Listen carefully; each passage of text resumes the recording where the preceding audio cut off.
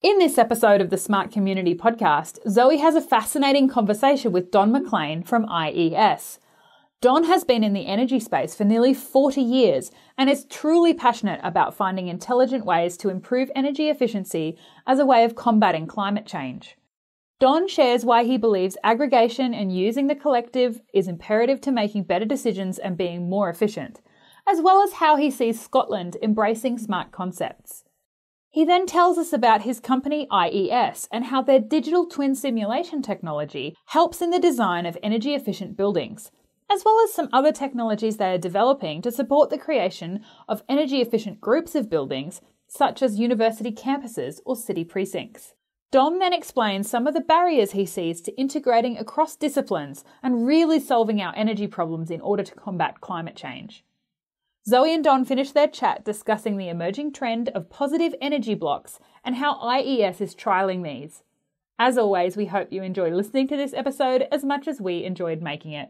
Welcome to the smart community, smart regions, smart towns, and smart cities. It's where we live, work, and play. With smart communities, the future starts today. Big data, smart mobility, emerging trends galore. The Smart Community Podcast is what you're looking for. This episode of the Smart Community Podcast is brought to you by IES. Did you know IES provides 3D performance analysis technology that helps all those involved in the design, construction and operation of buildings to reduce the carbon emissions of buildings and cities worldwide? So far, through use of its technology, IES has prevented over 30 500 megawatt power stations from having to be built. IES is about to launch new, exciting digital twin technology that will help you create a more sustainable and intelligent world. You can find out more at www.iesve.com. That's www.iesve.com. Hello, Don. How are you today? I'm fine, Zoe. How are you? I am very well. I'm really excited to jump into this. So let's just go for it. And can you tell us about your background and what you're passionate about? Okay, well, I would say what my passion is trying to look at how we can use energy more effectively across the planet. I think a lot of people don't realise the importance of energy. You know, without energy, society would more or less collapse. But the problem is that the way we use energy and the fact we use fossil fuels is causing problems, as most people are aware of climate change. But I think a lot of people don't realise the problems that climate change could cause. And I see many posters around saying things like, you know, we need to save the planet. That's not really the case because the planet's fine. The planet's been warmer and the planet's been colder. But it's humanity and lots of other species that are under threat with climate change. And I think the thing is that we need to kind of realise that. So my kind of position is that I understand and realise that this is a major problem. And basically what I've been doing is organising technology that would allow us to try and reduce the problems of climate change. And the technology we've developed is building simulation software, because the built environment is a major contributor of carbon emissions. About 40% of the global carbon emissions comes from buildings. And it's about trying to we develop technology software that allow people to create the new buzzword is a digital twin of a building. And what happens is that they can simulate those buildings and then work out how they can make those buildings much more energy efficient. So we've been doing that for the last 25 years and have been quite successful at our software helping reduce carbon emissions from lots of buildings. So that's really where I come from and what we do. This has all come from me being involved in looking at this for the last 4 decades or so. I wrote my first bit of software to look at solar collectors in 1978, my third year university project. And I did some more of that in my 4th year, and I went on to do my PhD, and then I did it in my postdoctoral work. And then, I set up IES to start to do this commercially. So I think you've answered this already, but what sparked your interest in this kind of smart community space? You talked about digital twin, obviously, and that's a big topic in the space and a bit of a word that's thrown around a lot. So what kind of sparked your interest in taking that passion for reducing emissions and looking at climate change to moving into the smart cities or smart community space? I think there's two things. When I started looking at this, the world was really quite different. This was in the mid to late 70s, and what happened was at that time there was a different concern. It wasn't climate change; it was peak oil. People were concerned that oil, our reserves would start to run out from the year 2000, right? And that was kind of 20, 25 years ahead, and that was a concern. And what I kind of realised is there was a lot of power strikes in the UK in the 70s, and it made me realise how vulnerable we were without energy and the need to preserve it. And this led to the kind of my focus being round about energy efficiency. And, because obviously you want to preserve your energy. If you think you're going to run out, you want to preserve it for as long as possible. Now, that, through improved exploration and things like that, then the peak oil issue disappeared. But climate change then appeared, and the problem was it was the same issue. It's about how to make our buildings energy efficient. So from that perspective, that was the kind of the driving force for me to look at this in more detail. And when I first kind of looked at this 25 years ago, or sorry, a lot longer than that, about 40 years ago, it was looking at buildings, and buildings were the first kind of approach. That when you look at one building, you begin to realise that if you were to start to group them together, you could start to do things more efficiently. So in the last kind of 6-7 years, it took us longer to get to this point than I'd have liked. But, about 6-7 years ago, we started to develop the technology that we're about to launch fairly soon, which is where we start to look at groups of buildings, and hence the smart community, smart city, whatever you want to call it from that perspective. That's where, so the kind of smart communities idea wasn't termed in that way, but the idea of being able to model groups of buildings effectively and to be able to provide people with information that can make far better decisions about how to use energy for that community was it really kind of embodied in what we're doing long ago, probably about 30 odd years ago. That kind of idea was there, but it's taken us till now to get to the stage that we are about to launch technology that will address smart communities more directly than we do at this moment in time. What is a smart community to you? Well, I think from that perspective, I think people have different ideas of what a smart community is. And one of the things that I should say is that I find it interesting that you talk about smart communities, because that's one of the things that a few years ago that I felt that the term city, and only defining it as a smart city, constrained people's thoughts. And really, I was kind of saying, well, it doesn't have to be a city. It could be 2 buildings, or it could be 1 million buildings. It doesn't matter, right? And therefore, why can't you have a smart campus or a smart county or a smart country or a smart continent? We shouldn't be thinking that way.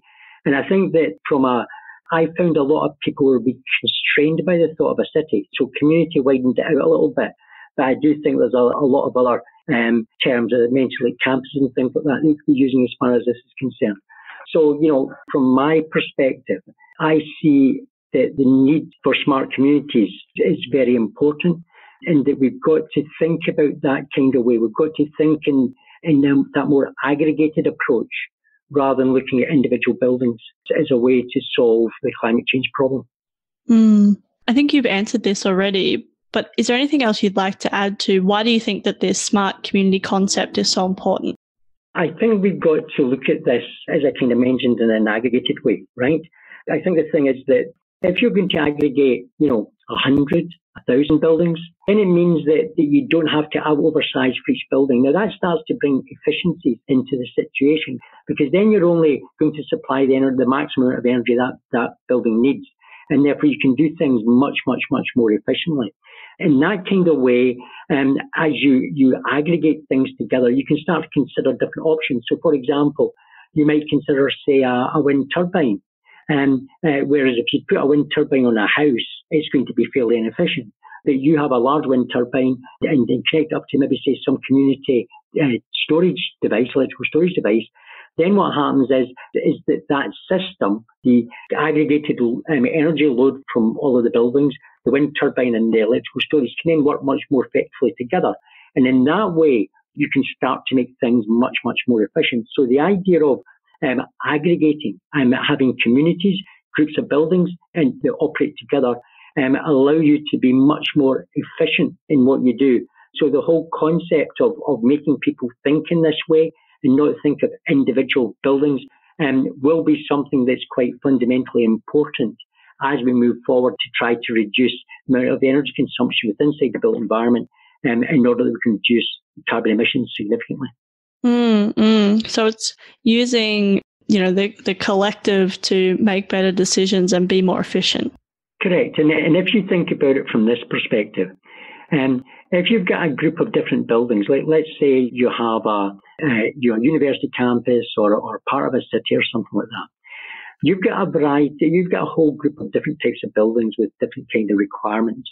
And if you aggregate all that together, if you think about it over a year, you have one demand, one energy demand over each time step over the year. And as a consequence, you're only looking at one thing.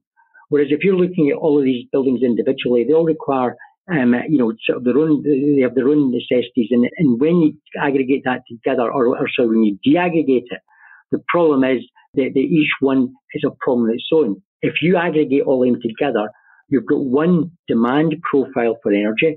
You've got maybe, say, renewables, be it wind turbines or it may be photovoltaics, or it could be you're looking at a system like maybe, say, a combined heat and power system and things.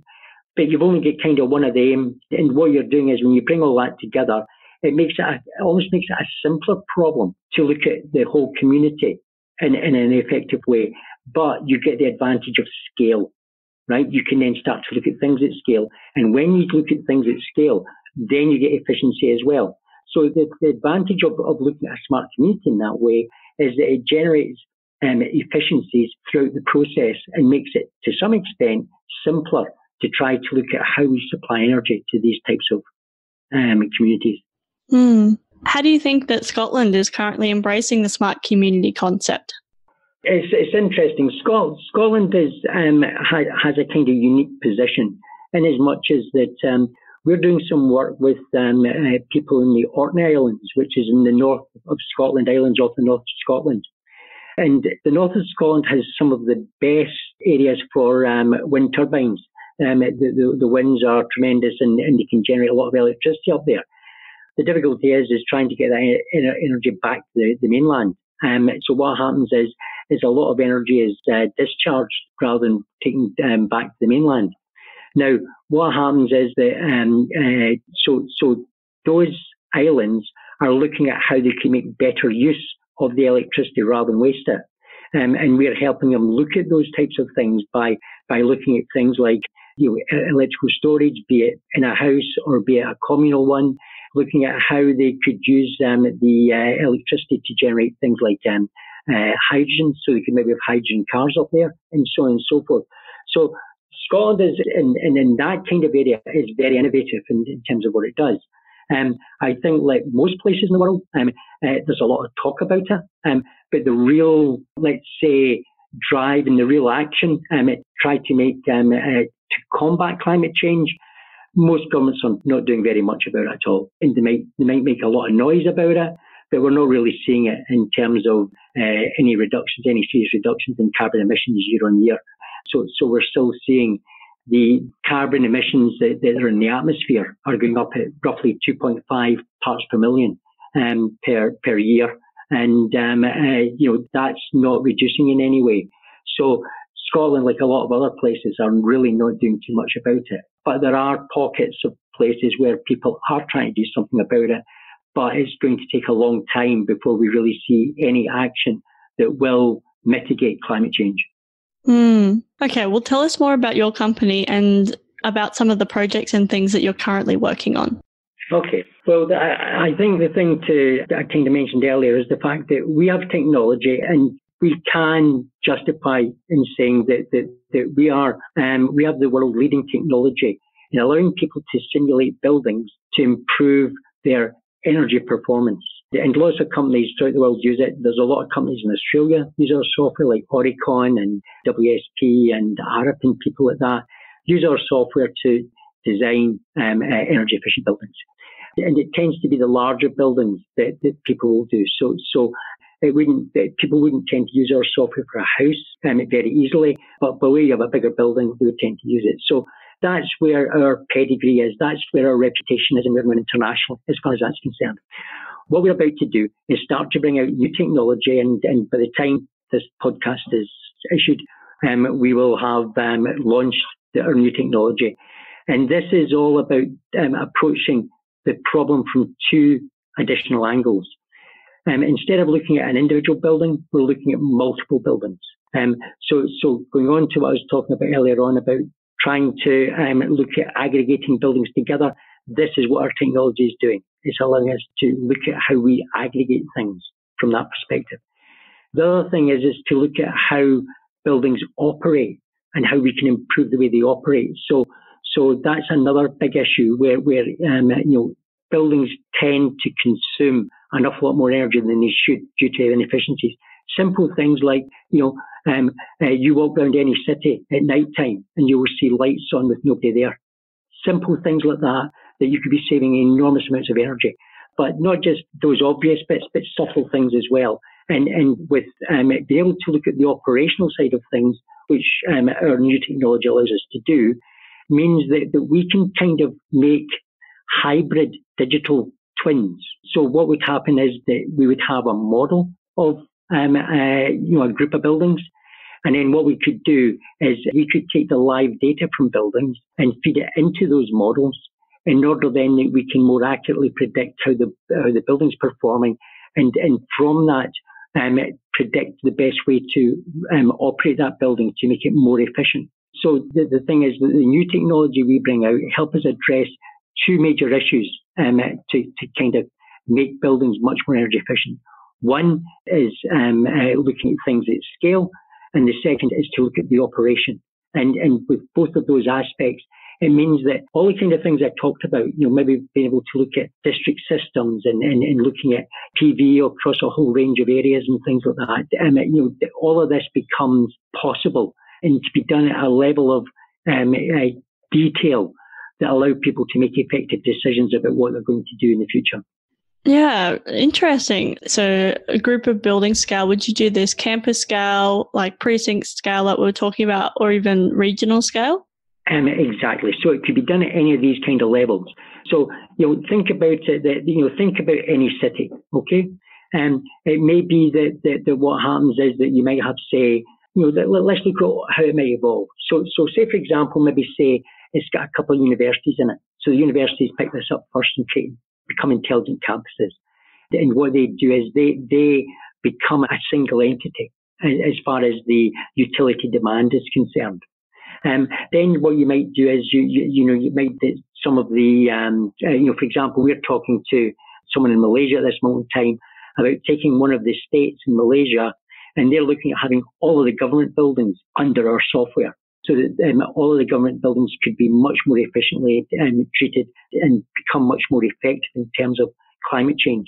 So from that perspective, we can start to do that and aggregate, maybe say the buildings for the government. But then there might be some communities that say, we want to be integrated together. And slowly what would happen is that all of these different groups could then be aggregated together again. So it's about being able to not just aggregate one group of buildings, but then be able to connect the different groups of buildings and aggregating them together. Ultimately, to have a situation where you could aggregate the load for the whole county or country, or as I've even said, continent from that perspective. It's this idea of being able to try and bring the information together to try to use energy as efficiently as possible. And one of the best ways of doing that is aggregating it.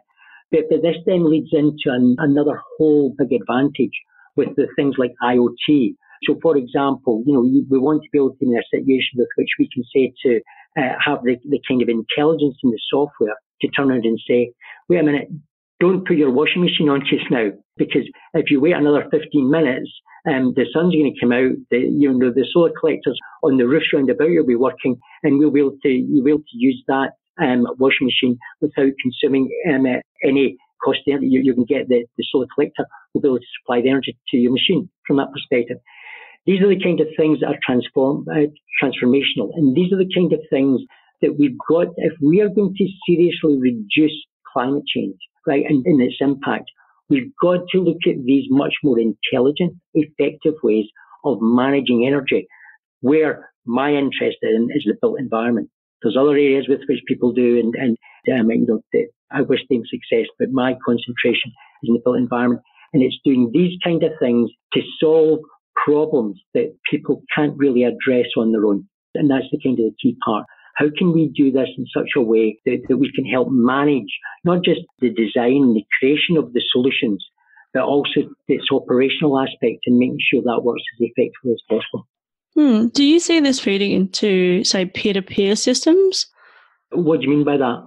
Like if I have a solar panel and I'm going away for 3 months, that I could, because I know what I've got a smart meter or whatever, I can then sell that energy to my next door neighbor for 3 months or something like that. Yeah, and that's exactly what we're kind of doing with one of the elements that we have. We've got one element that allows us to look at, say, for example, PV. So let's use examples. So you've got PV in your roof. So what our technology can do is work out how much you save and how much you could sell to other people under that kind of circumstance. And what we're actually doing is we're actually been doing some work on looking at energy trading, be able to forecast ahead so that we can get better rates from that perspective. But where we're kind of going with this is having the ability so that, and going back to when I was talking about having multiple communities, imagine that if we scale this up, imagine that there's, say, for example, a university campus, right? And, you have, you're connected with maybe say a residential group of buildings, okay? Now, for you to say, I want to sell that to the university, is going to be difficult. And the kind of the energy trading technology that we're developing that allows us to say that in your group, we have some electricity for sale. And the university can say, I'll buy it. And what happens is that all of that transaction gets taken place without you having to do anything about it. All that will happen is at the end of the month, you'll get a note that says, you sold so many kilowatts to the university at this particular time. Now, we haven't, we have got the prototype of that working at this moment in time, but this is part of this new suite of technology we're bringing out allows us to have that kind of capability. It makes it possible for us to do this. And this is what as we launch this, what we're looking at is, we'll start to get examples of this, we'll start pushing it along, and within a few years, this kind of technology will be up and running fully to do that kind of highly sophisticated interaction. That's where we're heading, is what we're doing. Excellent. So that really leads into this next question, I think, which is how do we integrate across different disciplines, government, industries? Keen to hear from your perspective in the energy space, I guess. So how can we better integrate across the different disciplines, government, industries in the energy space? To be honest, I think that the governments and industry and things like that have been looking at this for quite a bit of time, and going back to the kind of the energy efficiency aspect, they've been looking at it for, 30, 40 years. My problem is that I don't see the will. Well, sorry, the will's there, but I don't see the actions that looks like that all of these groups will get together and make this happen. And at the moment, what I fear is the fact that we've got to see some catastrophic problems and issues, right, before governments and others will actually take serious action. And as a consequence of that, I think that what we've got to do at the moment and what we, IES, have got to do is we've got to get this kind of technology out, get it into the market, and it's almost a bottom-up approach. So we've got to kind of get this stuff into the market. We've got to get people using it. We've got to get people to see how much they're saving. We've got to be able to broadcast that. We've got to get the message across to people. And then when things start to get serious, which they probably will within the next sort of 10 to 20 years, then we have proven the technology, it's up and working, and then that's when we can maybe start to see some integration. But at the moment, in this sector, I don't see that integration happening unless something serious happens with respect to climate change.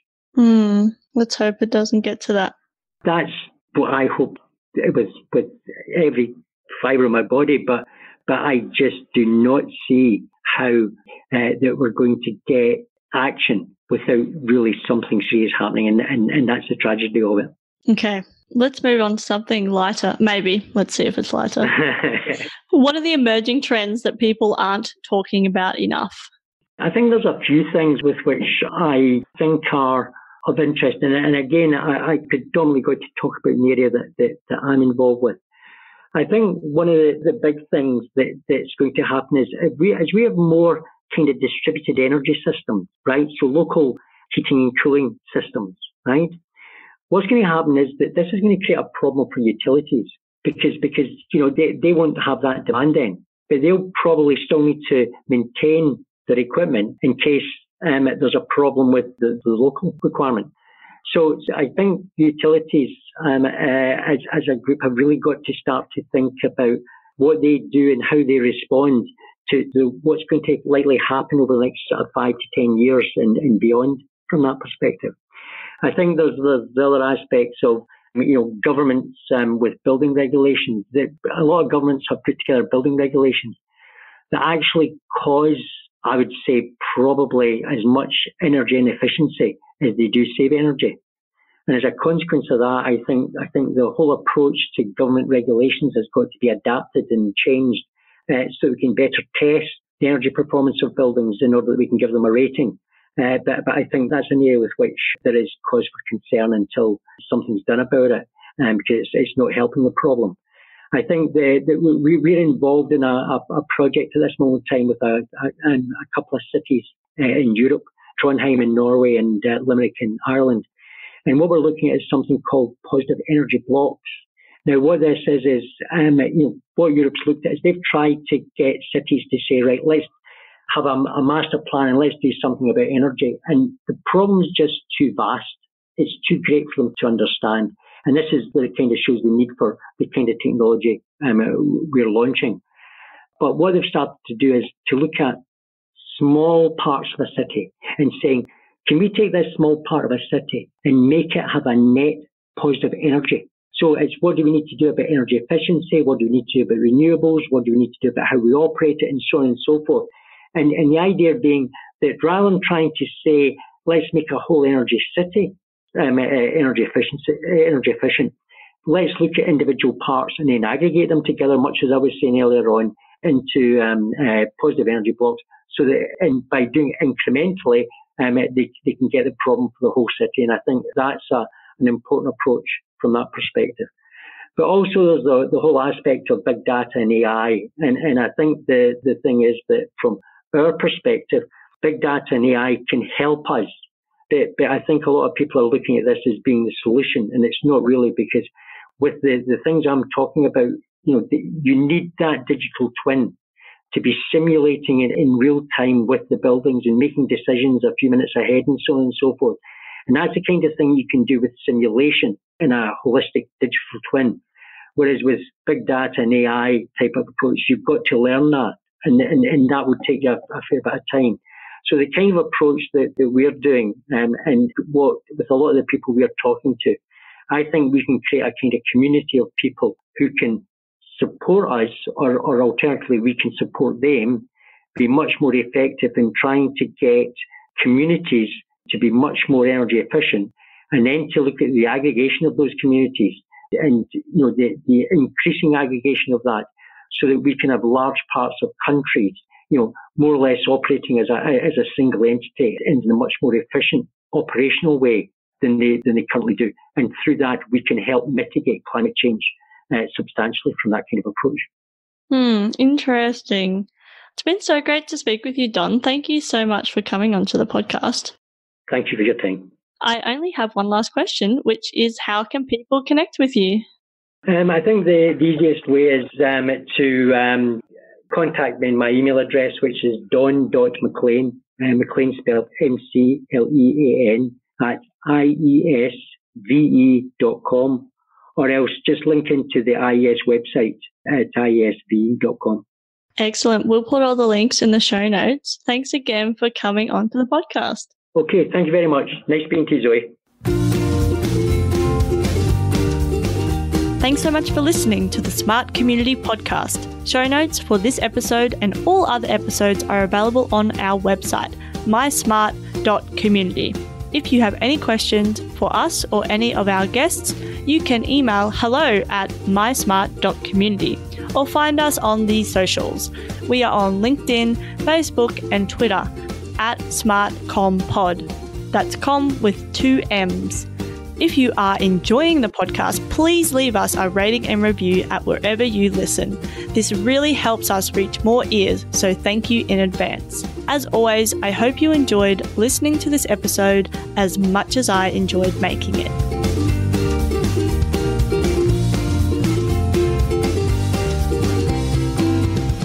The Smart Community Podcast is what you're looking for.